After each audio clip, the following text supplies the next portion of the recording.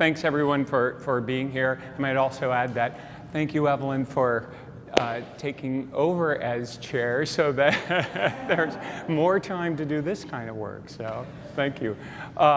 Again, thanks for showing up. I thought what I'd like to do is talk to you about this work in relationship to the work of the sabbatical, and one of the things that I found as an incredible learning experience is that whatever you begin as a research project tends to take on its own life and then tell you what it's going to become. So I recently was just kind of reviewing my sabbatical proposal and looked around and thought, well, huh? And it was a great experience. The initial desire I had when I thought about doing this newer body of work was to think about ideas related to themes I had already been exploring, obviously, and much of it about identity. I had been hung up on identity. I was intrigued on how we look at identity, whether that be sexual orientation, origination from where we were born, where we ended up, to what's our history, our family. For me personally in the work, I was also looking at how do I define myself? What does it mean when I say me? As I was doing all of that, it occurred to me that it's incredibly arrogant that we as artists assume that we make this work and that it's interesting enough that someone else cares and that someone else really wants to know anything about whatever narrative or identity I come up with about it. So I think it always starts with the assumption that there's an audience. Finally, I came to the point of the audience is me. I'm making the work for myself. Let's start from there and then see what happens. In the sabbatical proposal initially, I was looking at chaos and order and the interplay of the two of those when you're looking at how we define ourselves and our own experiences. And from the standpoint of how that would play out in form, I was looking at the interplay of texture and kind of that ordered nature of pattern and how the two played together as, I guess, a field for that story to take place. As I started to flesh out some of the work, and part of my interest as a sideline was that, of course, it's all on the male figure, and a lot of that is because it's autobiographic. I can only speak to what my experience is. So I wanted to play with that idea on the male form. For the longest time, and this is kind of a subset which I'll explain later, had been really focused on a more stylized approach to the form. And then thought, what if I brought that back to what I was doing earlier, much earlier in my career, a more representational form. What if I brought that representational form back and used some of these more textured and patterned surfaces, laid that on top of that form, and explored it from that standpoint.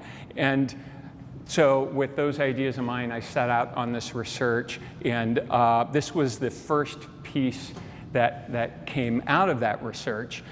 After I started doing this, I immediately began working on other forms, the ones that is over here, the one that is over here in the corner, and they pretty much go in that order. This one and then this one came after that.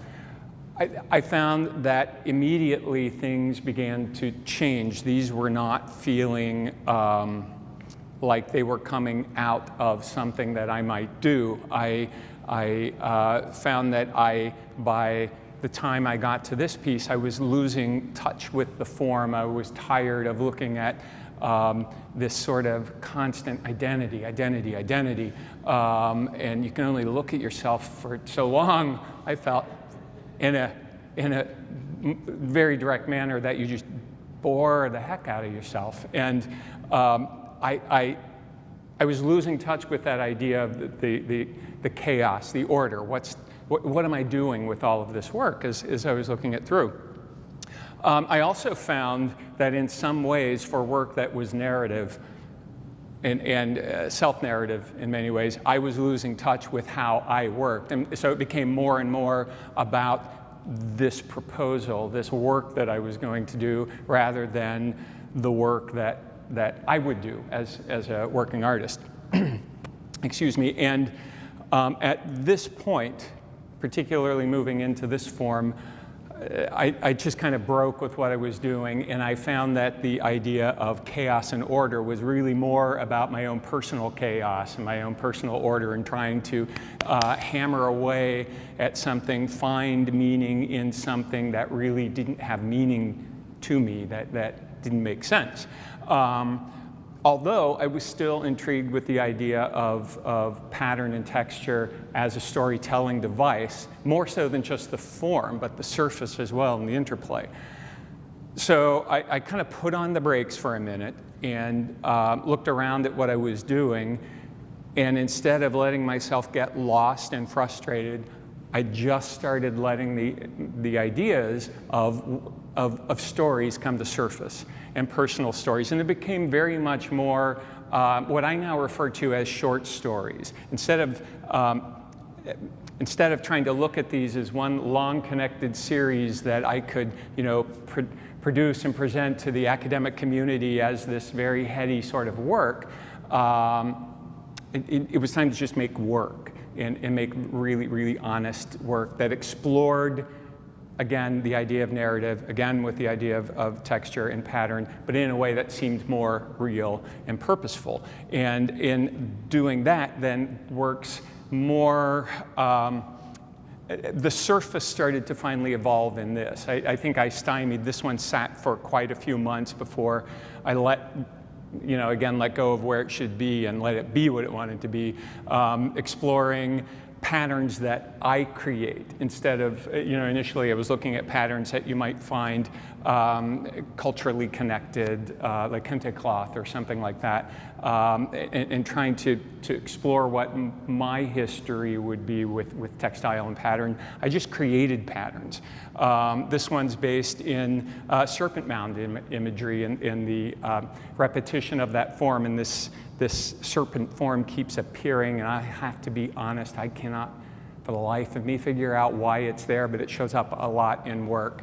I think it has a lot to do with that kind of mixed metaphor when it comes to serpent imagery in the past, and so I've got a personal imagery with it, I think, but for me it's a connection about my father's history within the Native American community and my connection with symbolism from that background. I just found the imagery fascinating and started using it again and again. So I let those stories start telling themselves and began using pattern and texture to tell the story and tell me what the story was about. After a while, it started to make sense.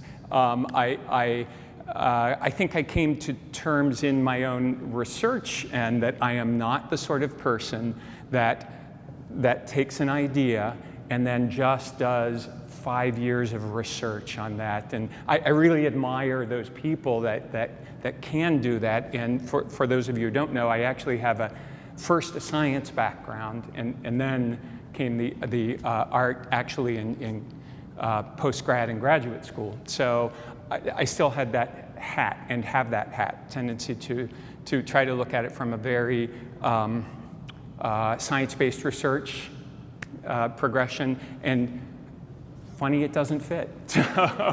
It just doesn't. And that was one of the things I think for me in my process, in my sabbatical research, was that I started to identify, I guess, with what it is I was actually doing rather than trying to make it fit some sort of pattern. The flow of then the exhibition is, in order to give you all and other viewers what the sense of the work is that this work came out of some of the sabbatical work and then continued on after it. This work in the corner is a subset of work that kind of informs this. It was what took me from what I was working on previously slightly more representational forms to more stylized forms, and looking at the figure in a very direct way. This work also dealt a lot with dealing with sexuality, sensuality, relationship, interconnections, that sort of thing. And then if you look at the work in the corner, it kind of begins at the back with some of the earliest in that series. This was one of the final pieces in that series, which led then eventually keeping that form into single series forms, which were much more self-reflective, relevant to some things that were happening at the time. And then that led into the rest of this work. So that's the relationship. This kind of explains some of this. And the statement on the wall back here is more about this work, whereas this statement refers to the work in the back, as well as trying to talk about some of my creative process. So for me, it was interesting to see that even in my creative process, there was, even though there's this chaos of here's a story, there's a story, here's a story, they're all different short stories, they all start with the same sort of groundwork. The piece on the wall was constructed of little models, essentially, that I always create and then take measurements and start to build from there, get a sense of what those pieces are about.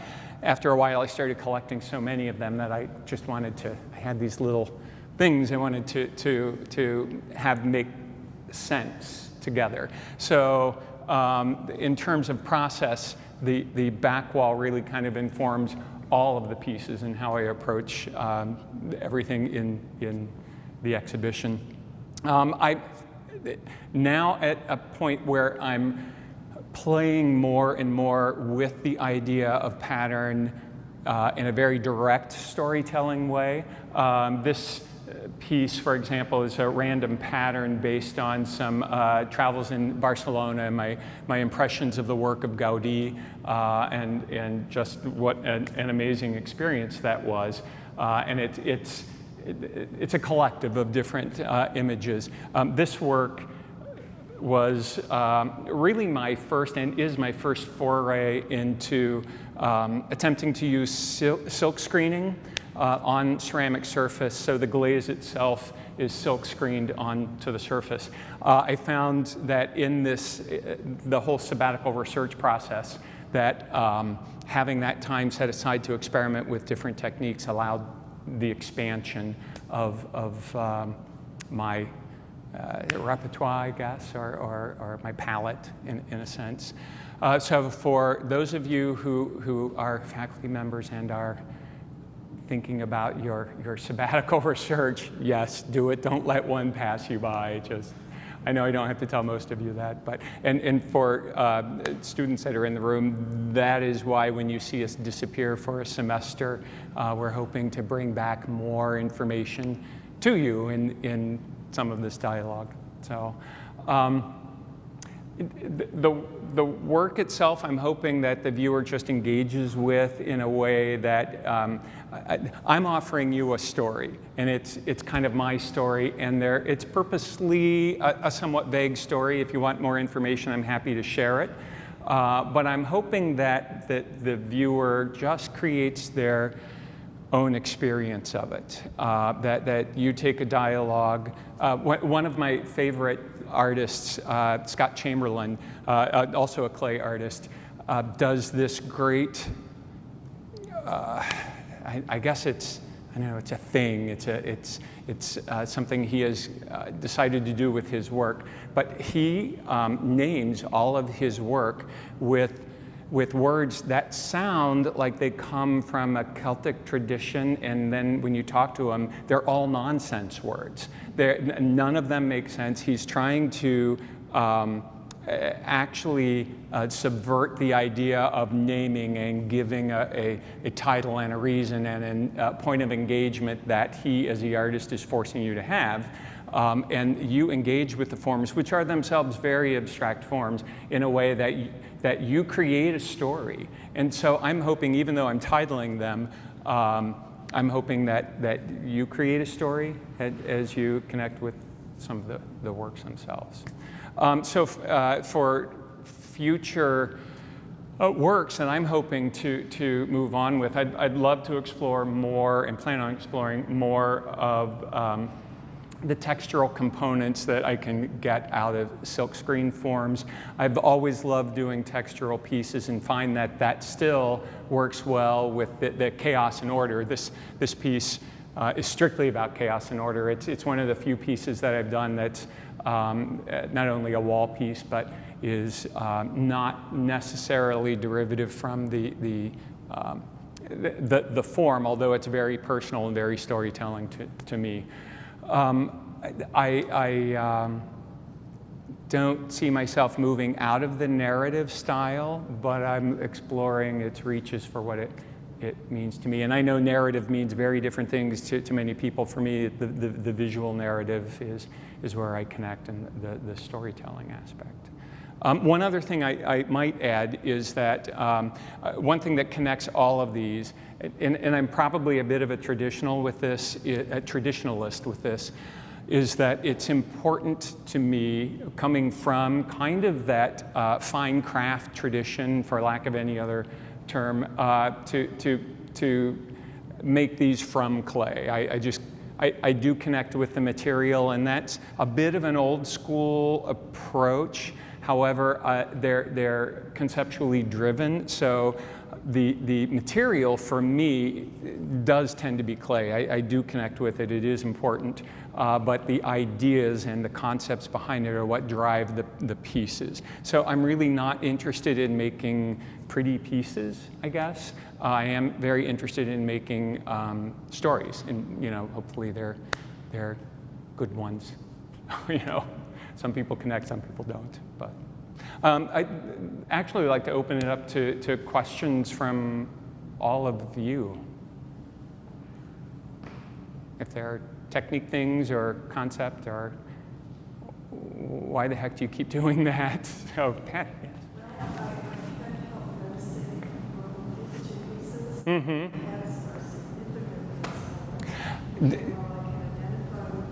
Right. Huh. Sure. That started actually in some of these forms. So if you look at these, the heads are very small. I became intrigued with the idea of, and there's no one answer to it. Part of it has to do with the idea of just kind of feeling small in one's own skin and having this be this larger area about the surface, what's important, where the storytelling device is.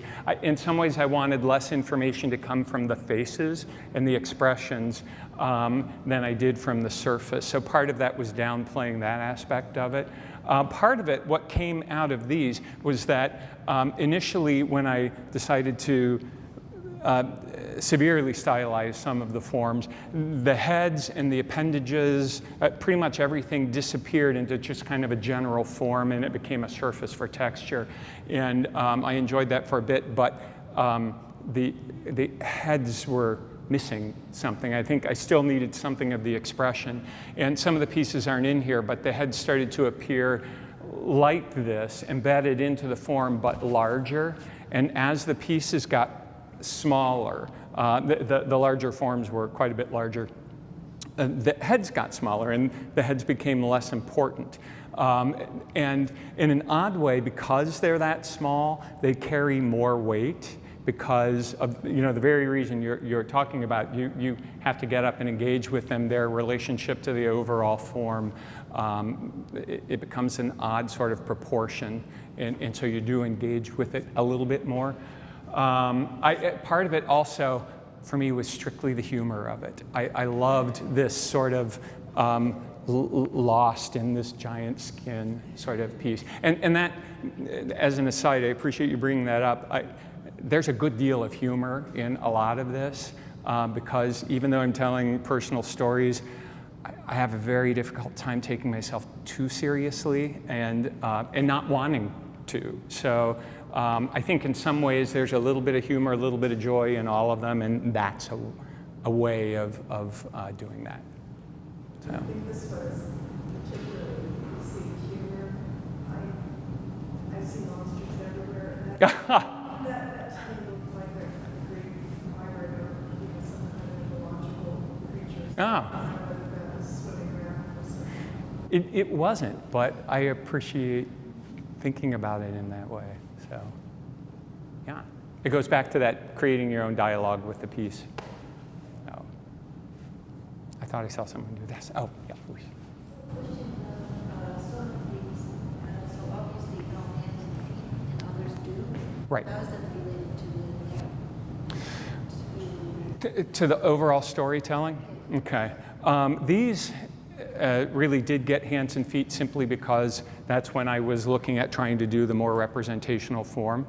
This one started to have hands and feet. And this one was interesting because, obviously it has feet. And then I got to here and I lost my place. That's about the point where, intellectually and stylistically, I just thought, this, and not from the surface, but the form on it. I got to about here, and I didn't know what to do. I got there, and I thought, this isn't what this is supposed to be about. And so I quickly started to finish, and then I left it alone, and thought, I know that I can come back to it and rework this. And so because of that, the clay kind of stiffened more than I would like it to have and made it a little difficult to become malleable. I could have sliced it at that point and restarted. And to be quite honest, I thought, this piece is done because I'm done with it.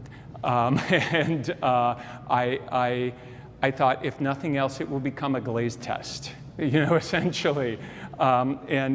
But there was something strange, that the upper shoulder was misshapen enough. And actually what I was looking for a while were artificial limbs, antique artificial limbs from children to attach to it, which kind of started making it a little morbid, but it was okay. I couldn't get it out of my head. And I think one day I started thinking about it. It literally sat for weeks and weeks, just incomplete. And then I thought, this is what's happening. That's not the direction it should go. So this one didn't get limbs simply because I wasn't sure where to go with it from there, and it was too late.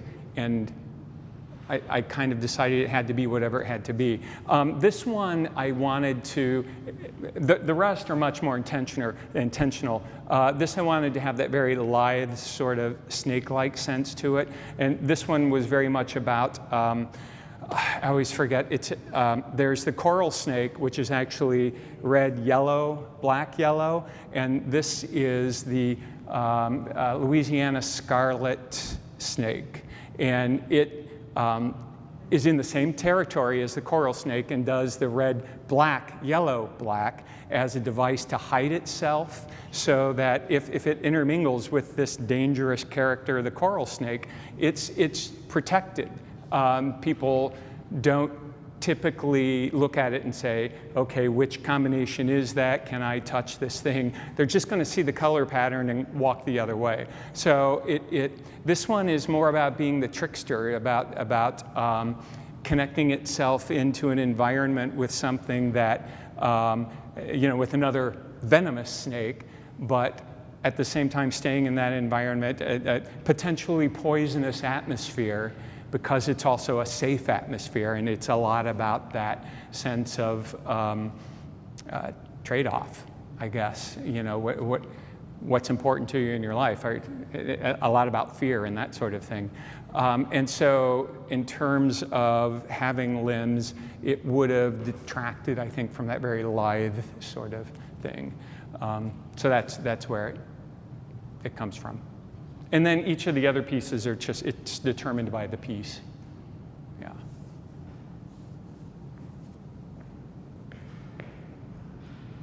Anything else? Any technical things? Yes, Janice. You're talking a lot about the faces and the heads. Yes. I'm curious about this one and its inversion into the body. Because what hit me on this one was I was, again, really just tired of this thing of obsessing on, okay, I'm doing this thing on identity and pattern and blah, blah, blah. And it became a time of, enough. That's enough thinking about that. And the idea, again, of we as artists thinking that people care that much, that they want to hear, other people want to hear us yammer on about ourselves, that that head kind of became a sense of looking in at oneself and self-observation and constantly looking inside. I mean, I'm prone to a lot of obsessive self-reflection, and sometimes, you know, I just have to stop and get on with things. It's a great way of stopping yourself. So when I was playing with that idea, has anyone have you been to the Serpent Mound in Southern Ohio? And it's really just a beautiful area, very peaceful. But I decided, well, with the Serpent Mound, if you haven't seen it before, it's the mound has sort of a serpent area, and there have been lots of discussions and debate about what the oval kind of shape at the front is that it's approaching. Is it an egg? Is it the serpent swallowing the earth? What is the dialogue that goes on there? So I just kind of adopted the story using my head as that round form at the top, and playing with the idea of the serpent mound, and again going further with that story of just enough. So that's kind of where that came from. Yeah.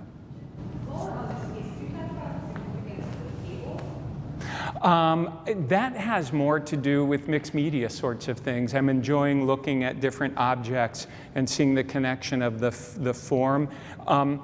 Something that probably one of the things that stuck with me most out of graduate school was that it matters how you present a piece.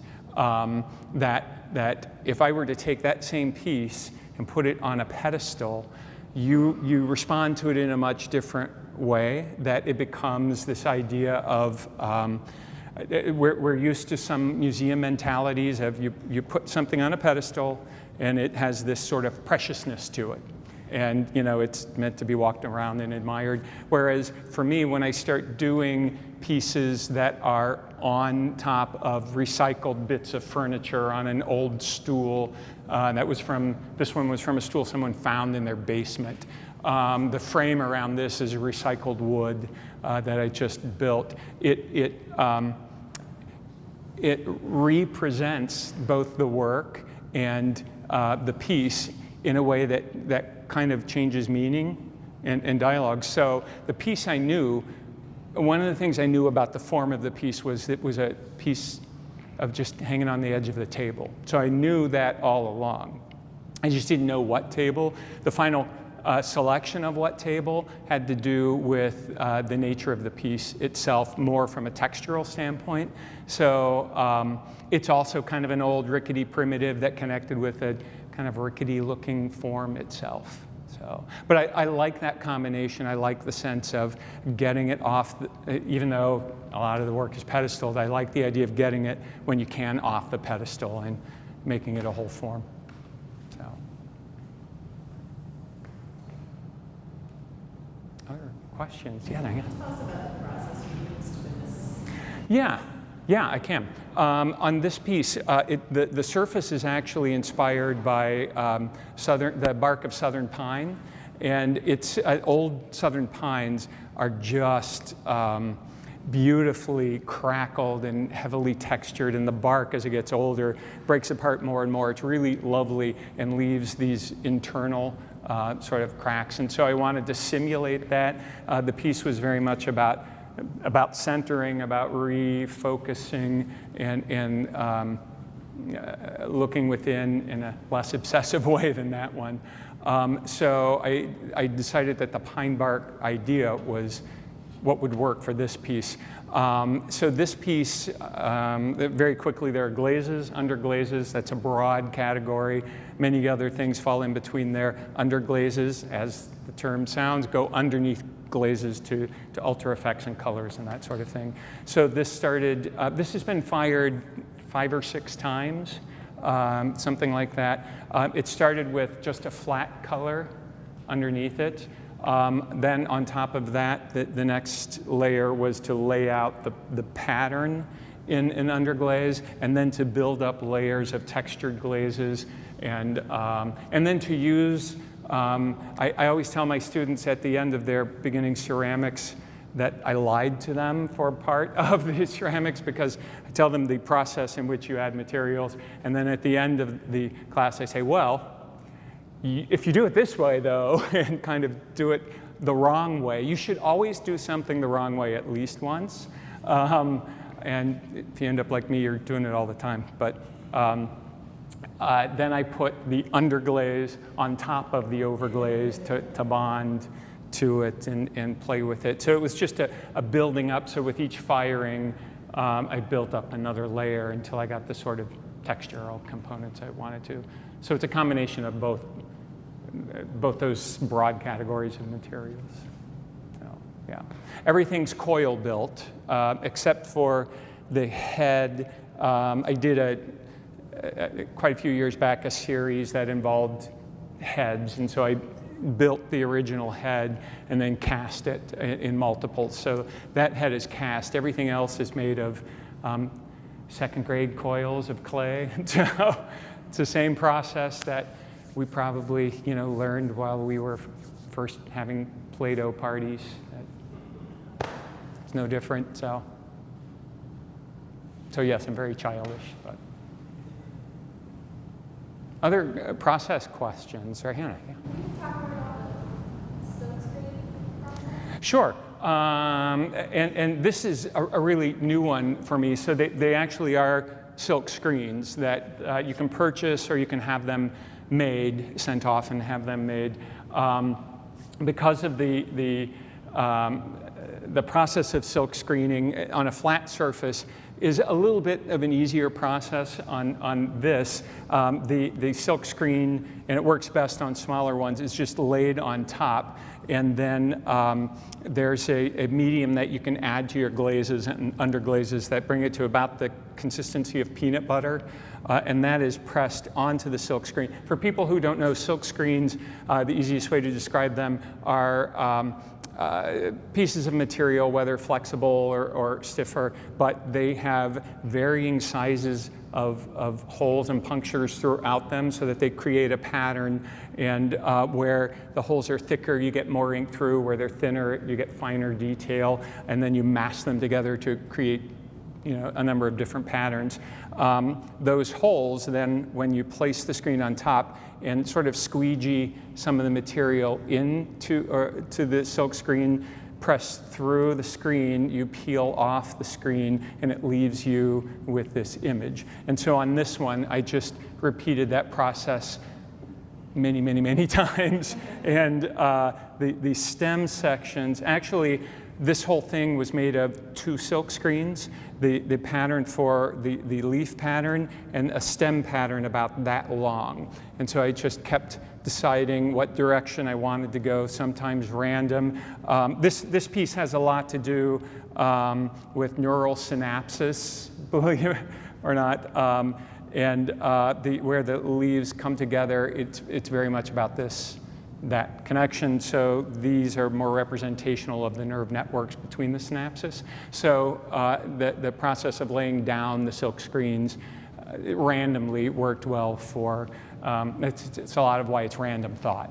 My synapses fire off very randomly, so I wanted to do that. It's also very personal in terms of some other personal experiences that had happened over the last couple of years, so connects in with the storytelling part. Yeah, it's a good process. You should try it sometime. So, other questions? Yes. Do you consider all your works complete, or would you ever go back and alter them in your narrative?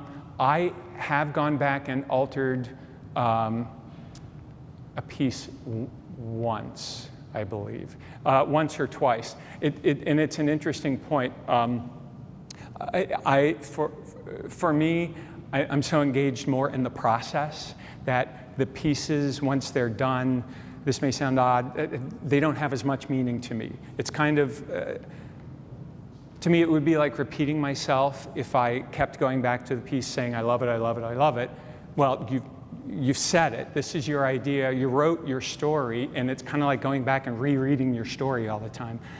There are times I'll come back to them and say, wow, that really was a good story. I engage with that. And so because of that, in terms of reworking some of the pieces, going back to them is a little bit like a rewrite. Do I want to? Is the rewrite because I can make it a better story, a better editing process? Or is it just that story's done and I just need to move on? I tried, there are two things. I tried once doing that, and then I tried once redoing an idea. There was a piece I had spent an early part of this series, and Janice, you might remember this. It was a piece that was actually in another exhibition, and it broke. And I had just finished that piece prior to the show, and I really liked it. So it's the one time I decided I'm going to rewrite this story, and it's going to be even better. And it wasn't.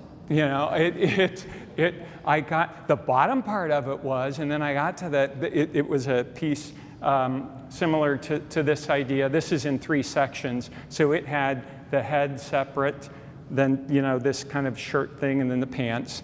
And I redid the pants, and the pants were fantastic. I loved it. And I started to redo the shirt thing, and I thought, yeah, not so much. And got to the head and thought, it's over. And I tried making that piece work, and it didn't work. It actually the pants became the basis for another piece. The shirt became a basis for another piece. To me, trying to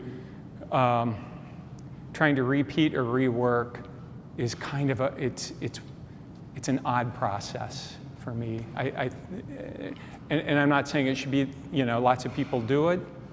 I don't think there's anything wrong with it. It's just not for me. Yeah. So it's a long way to say no.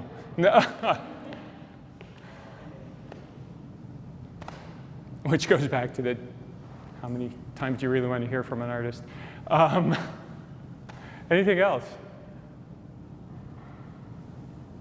Well, I really appreciate everyone attending. Please, if you have questions, look around. More importantly, stay for the food at 4 o'clock. So the reception's following. Thanks, everyone.